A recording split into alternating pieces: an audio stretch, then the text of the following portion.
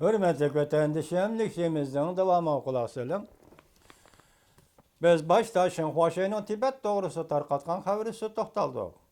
Endilikte yani bir gayri bir xabari o'ttirg'i chiqdi. Jungo'nun reis Xi Jinping Amerikani ziyorat qilishdan arifsida. Alayda elchi Ming Jianju o't o'chirishga yetib keldi mavzuli xabar 9-ayning 13-kuni Amerika ovozining Xitoy til programmasida e'lon qilindi. Xabar mundaq boshlandi. Washington Jungo'nun reis Xi Jinping 9-ayning 22-kundan boshlab Amerika Qo'shma Shtatlarini ziyorat qiladi. Yaqinqi bir mezgil ichida Amerikada har sahada Jungo'ning Amerika tor betlariga hujum qilishidan o'ch olamizmi, o'ch olmaymizmi deydigan munozaralar bo'lib ketdi. Bundaq vaziyat ostida Jungo Kompartiyasi Siyosiy qonun komitetining sekretari Ming Jianjuning Amerikani ziyorat qilishga yetib kelganligi kishilarning diqqatini jalb qildi. Ming Jianjuning Amerikani ziyorat qilish ikki davlatning bu xabarni e'lon qilish mazmunlarida o'xshashmay qoldi. Amerika kechkiroq, ya'ni Jungoning Xinhuaxining xabaridan kechkiroq xabar e'lon qildi.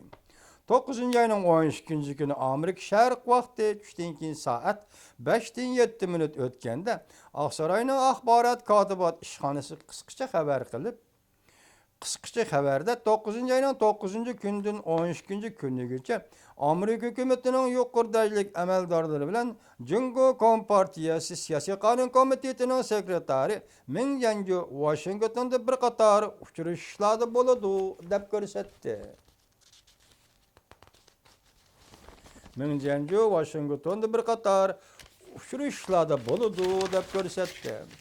Ming Jianju reis Xi Jinpingning alayda elchisi sifatida Washingtonga kelib, reis Xi Jinping Amerika rasmiy davlat ishlari ziyoratini boshlashdan burun tor bexatarligi va boshqa temalar bo'yicha Amerika taraf bilan maslahatlashdi. Amerika Qo'shma Shtatlar davlat bexatarligi ministerligining ministri Johnson ziyorat jarayonida Ming Jianjuni kutib oladi. Buning uchun minister Johnson Jungo vakillar umigining a'zolarini va Amerika Qo'shma Shtatlar davlat mahkamasi, Moliya ministerligi, Adliya ministerligi, Federal tekshirish idorasi va axborot sohasining vakillariga bir qatam yig'in o'rlashtirdi. Bundan boshqa Amerika Qo'shma Shtatlari Federal tekshirish idorasi boshlig'i Federal tekshirish idorasining bosh shtabida Ming Jianju bilan ko'rishib, uning bilan maslahatlashdi va fikr almashtirdi. Amerika Qo'shma Shtatlari Oqsaroy davlat bexatarligi masalasida so'zini Rais xonim yaqinda 8-ayning 28-kuni Rais xonim Beijingga yurib qaytib kelgan edi. Bu qatam ham Oqsaroyda Ming Jianjuni kutib oldi va uning bilan fikrlashdi. U Ming Jianju bilan torbat hujumlari masalasi bo'yicha fikr almashtirdi. Jungo agentligi Xinhuaxi Amerika tarafdan burun Jungo vaqti 9-ayning 12-kuni kech soat 10dan 21 minut o'tganda reis Xi Jinpingning alayda elchisi Ming Jianjuning Amerikani ziyorat qiladigan xabarini e'lon qildi.